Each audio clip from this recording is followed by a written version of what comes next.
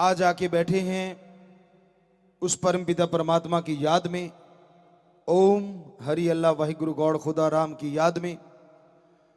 ये अपने आप में बहुत बड़ी बात है। इस घोर कलयुग में ऐसा समय चल रहा है कि गर्ज और स्वार्थ के बिना कोई बात करना पसंद नहीं करता। फिर इंसान सोचता है ये कैसे संभव है, कोई बिना गर्ज के राम नाम की चर्चा करे, कोई बिना गर्ज के लोगों का नशा छुड़वाने के लिए उनको लेके आए। तो ये नशा छुड़वाना, बेगरज राम नाम से जोड़ना, ये भक्तों का काम होता है जो खुद परमपिता परमात्मा से जुड़ के बहुत सारी खुशियां हासिल कर लेते हैं। संत पीर फकीर उन्हें सिखाते हैं कि जो खुशियां आपने हासिल की हैं वही खुशियां आप दूसरों को दिलवाएं। संत कभी ये नहीं कहते कि आप स्वार्थी बनो, आप गर्जी बनो, बल्कि संत बेगर्ज और निस्वार्थ भावना से प्यार का संदेश देते हैं। आज समाज में नशे का, खुदगर्जी का, बुराइयों का बहुत ही बोलबाला है। और इसकी वजह है कि आज इंसान धर्म का दिखावा तो जरूर करता है, पर मानने वाले बहुत कम होते जा रहे हैं। वरना कोई भी हमारा धर्म हमें यह शिक्षा नहीं देता कि आप नशा करो, चुगली, निंदा, बुराइयां करो, किसी को गलत बोलो, बहस करो, झगड़ा करो। किसी भी धर्म में ऐसी शिक्षा नहीं है। फिर भी आप देखते होंगे आपके शहरों में, आपके गांव में ठेके हैं, नशे की दुकानें हैं और उनमें नशा लेने वालों की कतारें लगी होती हैं। जब हमारे धर्म हिंदू, मुस्लिम, सिख, ईसाई हमने अच्छे से पढ़ा, दिल से मानते हैं और हकीकत है कि उनमें एक एक शब्द सच है और उनमें साफ लिखा है नशा नहीं करना। नशा जहर है, नशा शैतान का पानी है, नशा राक्षसों का खाना पीना है, नशा शरीर को, घर को, समाज को बर्बाद करता है और देश के लिए वो इंसान बोझ बन जाता है। तो ये हमारे धर्मों में साफ स्पष्ट लिखा हुआ है। फिर भी जो कतार में लगे होते हैं या चुपके चुपके नशा करते हैं, जरा सोच के देखिए कौन से धर्म को फॉलो कर रहे हैं। तो आज मैं धर्म का हूं पर धर्म को मानता नहीं हूं, यह बात ज्यादा लागू होती है। अगर आप सच्चे दिल से धर्म की बात को मान लो, आज मानो अगले ही पल इस धरती पे प्यार मोहब्बत की गंगा बहने लग जाएगी।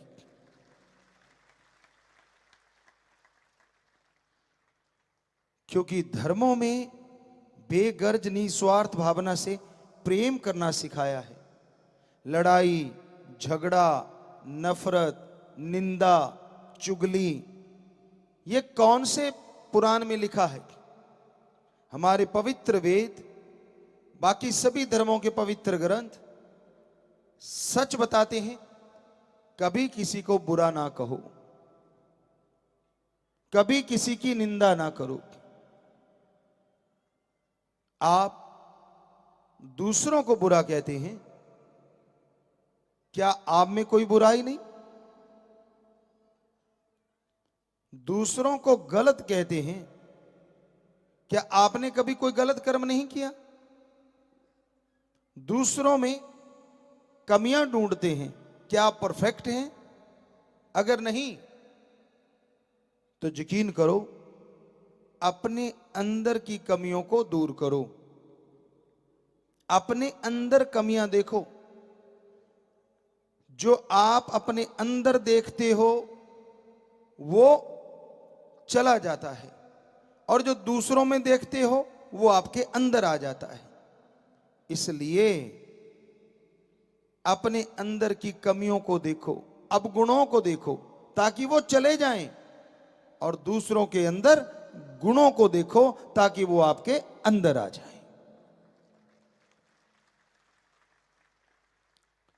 लेकिन आप दूसरों में बुराइयां देखते हैं, दूसरों की बुराइयां गाते हैं, तो वो आपके अंदर लाजमी आएंगी, और खुद की मान बढ़ाई करते हैं, खुद के गुणों का बखान करते हैं, वो आपके अंदर से चले जाएंगे। तो ये असूल है धर्मों का, संत पीर फकीरों का, कि जितना हो सके समाज से निस्वार्थ भावना से प्रेम करो, बेगर्ज प्यार करो। कोई बीमार है उसका इलाज करवा दीजिए, भूखे को खाना खिलवा दीजिए, प्यासे को पानी पिलवा दीजिए, निआसरे को आसरा। कपड़े नहीं किसी के पास, कपड़े दिलवाइए। और आज के टाइम में अगर कोई बच्चा पढ़ाई करना चाहता है पर संसाधन नहीं है उसके पास, तो उसके पढ़ाई के लिए इंतजामात कर दीजिए। यकीन मानो ये बहुत बड़ा और सच्चा दान है। हमारे पवित्र वेदों में लिखा, नर सेवा नारायण सेवा। अगर आप इंसानों की सेवा करते हैं, इनडायरेक्टली आप परम पिता परमात्मा की सेवा करते हैं। अगर आप सृष्टि का भला करते हैं, एक तरह से प्रभु की औलाद का भला करते हैं। हम कई बार उदाहरण दिया करते हैं, मालिक ऐसा ना करे, पर कभी किसी का बेटा किसी परेशानी में फंसने वाला था, एक्सीडेंट होने वाला था, और आपने उस बच्चे की जान बचा दी, चोट लगने से बचा लिया, पकड़ के एक तरफ खींच लिया और गाड़ी के नीचे आने से बच गया। आप बच्चे से नाम पूछ के उसके घर लेके जाते हैं, और बच्चा बताता है कि पापा माँ, आज इस भाई ने, इस अंकल ने मेरी जान बचाई। तो आपके अंदर अगर इंसानियत है, मानवता जिंदा है, तो आप उसका धन्यवाद करेंगे, उसको खिलाए पिलाए बिना जाने नहीं देंगे, और यहां तक कि आप कुछ ना कुछ इनाम देने की भी कोशिश करेंगे। तो ध्यान से सुनिए, आपके बच्चे की रक्षा करी, आपके बच्चे को परेशान होने से, चोट लगने से किसी ने बचाया, तो आप इंसान उस इंसान की मदद करते हैं, सहायता करते हैं, और उसे इनाम देने चाहते हैं, उसे खाना खिला के भेजते हैं। जरा सोचिए, एक आदमी अपने बच्चे की जान बचाने के एवज में, बदले में, दूसरे के लिए कितनी भावना, और लंबा रिश्ता भी कईयों का बन जाता है इस वजह से।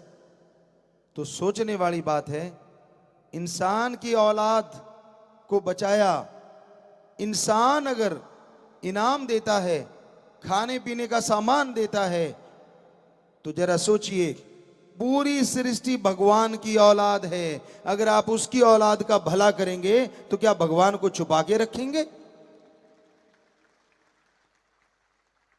मानस मजदूरी देत है, क्या राखे भगवान। अरे मानस के जगह कोई जाके काम करे तो उसको मजदूरी देते हैं, दिहाड़ी देते हैं, कोई सरकारी दिहाड़ी ले रहा है, कोई प्राइवेट दिहाड़ी ले रहा है। जब आप काम करते हैं किसी की फैक्ट्री में, किसी के कॉलेज में, किसी की यूनिवर्सिटी में, किसी की दुकान पे, किसी के व्यापार में, तो आपको तनख्वाह मिलती है। तो मानस मजदूरी देते हैं, मानस दूसरे मानस को मजदूरी देता है। तो क्या राखे भगवान? अगर भगवान की औलाद का भला करोगे, प्रभु की सृष्टि का भला करोगे, तो प्रभु को छुपा के नहीं रखेंगे, बल्कि अंदर बाहर से खुशियों से माला माल कर देंगे। क्योंकि आदमी तो चंद रुपए दे सकता है, खाने पीने का सामान दे सकता है, भगवान तो आपकी तकदीर बदल सकता है भाई। वो भाग्य विधाता है, आपका भाग्य बदल सकता है। तो इसलिए दीन दुखियों की मदद किया करो। और समाज में अगर कोई दुखी है तो उसकी मदद करो जाके। और आज समाज में सबसे बड़ा दुख, और वैसे भी अगर देखें सामाजिक सबसे बड़ा दुख होता है कि मां बाप बैठे हों और उनका जवान बेटा उनके हाथों में दम तोड़ दे। अपने समाज में, अपने कल्चर में इससे बड़ा दुख मां बाप के लिए दूसरा नहीं होता। तो हमने बहुत जगहों पे सत्संग किए हैं। अपने ही देश में नशे ने इतना मक्कड़ जाल कस लिया है कि बहुत जगहों पे छोटे छोटे नौजवान बच्चे तड़प तड़प के मरते हैं और मां बाप की दुख की कोई सीमा नहीं रहती। पूरे वर्ल्ड में ये हो रहा है, पूरी दुनिया में ये हो रहा है। तो अगर आपने उन बच्चों को ओम हरि अल्लाह वाहिगुरु राम के नाम से जोड़ के उनका नशा छुड़वा दिया, तो उन मां बाप की जो आशीष है, उनकी दुआएं हैं, वो आपको मिलेंगी और भगवान जी भी कोई कमी नहीं छोड़ेंगे। तो इसलिए सेवादार जाते हैं, आपके आगे हाथ जोड़ते हैं कि आइए तो सही, ओम राम गॉड खुदा रब परमात्मा ईश्वर की याद में बैठिए तो सही। क्योंकि जैसे जैसे आप बैठते जाएंगे, भक्ति से जुड़ेंगे, अरे जुड़ते ही आपका नशा दूर हो जाएगा। कैसे? आपके गम दुख दर्द चिंता परेशानियां दूर हो जाएंगी। कैसे होता है ये सब? राम का नाम सीधा ही डीएनए को शक्ति देता है। डीएनए में सेल्स होते हैं। आप अगर पॉजिटिव रहते हो तो माइंड को पॉजिटिव करता जाता है डीएनए। डीएनए के जो सेल हैं वह क्रिया प्रतिक्रिया जो चलती रहती है। जैसे ही आप खुशी की भावना में रहते हैं, आप आत्मबल से परिपूर्ण रहते हैं, तो डीएनए के सेल और पावरफुल होते हैं और वो दिमाग को और शक्ति देते हैं। और फिर दिमाग पूरे शरीर को कंट्रोल करता है। तो वो क्या करता है? जो आपकी बैड हैबिट्स हैं उसका मंथन करने के लिए आपको मजबूर करता है कि भाई जैसे राम का नाम जपा, डीएनए में परिवर्तन आता है, वो माइंड को पावर देता है, संकेत भेजता है।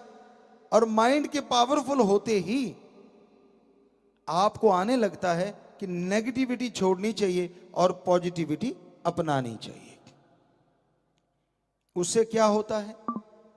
आप अपने बारे में सोचते हैं, विल पावर आता है, और कोई दूसरा कहे उससे पहले ही आप अपनी बुरी आदत खुद ही बदल सकते हैं।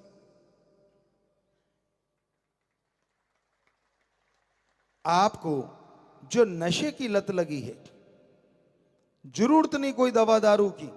जैसे ही आपका विल पावर आत्मबल बढ़ता है, आपके अंदर इतनी शक्ति आ जाती है कि आप उस नशे को भगा के फेंक देते हैं। उदाहरण के तौर पे वैज्ञानिक नजरिए से थोड़ा सा आपको बताना चाहेंगे।